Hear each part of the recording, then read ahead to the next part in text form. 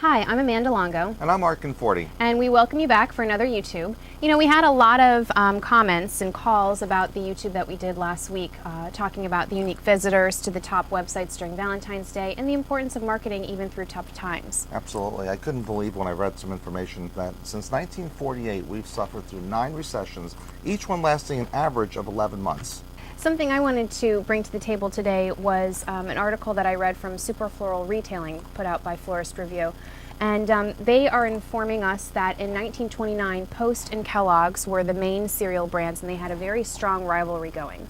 Well, when the Depression hit, Post decided not to market. They wanted to pull back. They cut their marketing budget, which many people do in a recession, and Kellogg's took the opposite approach. They continued marketing, and what happened was that at the end of the Depression, Kellogg's had achieved a category dominance that they have almost never relinquished.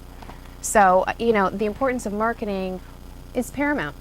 I would have to agree with you. With the phone calls that I've received, it seems like the second the YouTube goes out, we start getting some visitors, and then as it starts to basically penetrate through the industry, we start getting phone calls and we get emails. And a great point that came up was from Charlie Fisher and Fisher Flowers in Atlantic City. He's brought up some points about advertising, and obviously you told me I can't go through all this because it's really good stuff here, but I'm going to try to keep it real simple. All right, but let's just say this. Advertising should be boosted during a recession, not decreased. A recession is an opportunity for companies to get their product in front of consumers when their competition is backing down. And I think it's a great point that he's making, and he's really looking for some aggressive new ways to get his brand and his marketing out in front of his consumers. Well, you know, I'm always a fan of marketing, of course, but marketing when no one else is doing it, I mean, you're getting multiple bang for your buck there. No question. I had another flower shop from Virginia, Springfield, Virginia, call, and they were discussing opportunities marketing, and she says to me, you know, I spent $1,700 last year on marketing at Mother's Day. It was targeted marketing, it was direct mail. You know, she said to me, I spent $1,700 on direct mail marketing last year, and I sent out 2,000 pieces. I got a decent response, but it wasn't what I expected. I'm looking for more coverage. And she mentioned the football on the field and the last video that we did, and she said that made so much sense. If all of us are doing a little bit at a time, we get so much more coverage. She says, how can I cover my backyard? How can I get out to 25 or 15,000 people? I can't afford to do it at $1,700 per 2,000. So we looked at our marketing program and the opportunities that we have with our flyers and our brochures, and to take a brochure 8 by 10 and insert it in the newspaper, we did some quick numbers. At 10,000 pieces and 15 cents a brochure, which is the lowest in the industry, with a nickel, say, for insert costs, you've got 20 cents and it's reaching a consumer. You're in the newspaper. So for her 2,000, she was able to get, for her 1,700, she was able to get 2,000 pieces out. To people she had already marketed to. To her own database. They are already her customers. They're already her customer. For $2,000, she's able to market to 10,000 people. New customers. Anybody, which is really nice. But what's important and what's targeted about it is that it is in her delivery area. So sure, it's nice to be targeted just to a database of people, but let's face it, a lot of those people might not have jobs today. A lot of those people might have had cutbacks and may not be sending flowers. On the other hand, there could be somebody in the next household that is going to spend money on flowers. That's right. That could potentially order from a national marketer. How would they know to order from you if they haven't received any material from you? Well, hopefully your brochure hits them on Sunday before they log on to their office computer Monday morning and see advertisement on Comcast or Google or MSN or any of the major search engines where the national companies are marketing.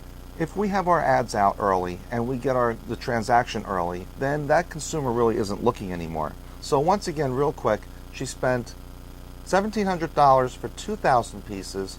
With insert marketing with your local newspaper, it costs an average of 4 to 5 cents a piece to insert it and 10 to 15 cents to purchase the product. So really, taking it at a 10,000 piece purchase, 15 cents each, you're looking at $2,000 investment to reach 10,000 people, opposed to $1,700 to reach 2,000 people. Well, there's no question about it. It's the smarter and more logical move, especially in times like these where getting a new customer is so important, since the customers you already have are typically spending a little less per transaction. Right. Now, before we wrap it up today, I wanted to go back to the Super Floral Retailing from Florist Review one more time.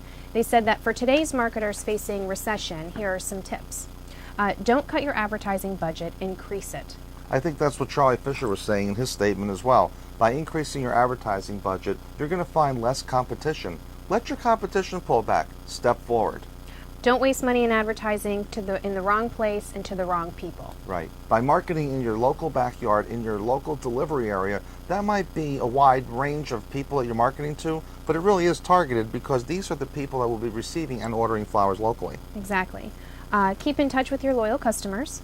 You know, there's no question it's about transactions today than the relationship. I always talk about TRR, transaction, relationship, the revenue will follow. So once we get that sale, I believe that there's a responsibility that we have to ensure that that customer will return to us by sending them a thank you card, a preferred customer card, you know, that you can use through a lot of computer systems. Some way to say, you belong, thank you for your order, and please consider us the next time you want to send flowers. Exactly. So you want to get out there, you want to grab new customers, you want to be advertising when your competition is pulled back, and then you want to take those customers you do pull in from your advertising and really create that relationship and keep them coming back to your store and loyal to your brand. Don't second guess yourself. When you weigh out direct mail and you put it against insert marketing, I know that there's a larger quantity purchase involved, but the value is so much greater, and the branding effect of what you're doing, who knows who's going to look at that newspaper on that Sunday morning, and you'd be surprised at the results you can get from it. As always, thanks for joining us for YouTube. Send us your comments, your emails. Obviously, we feed off of it. We love hearing from you.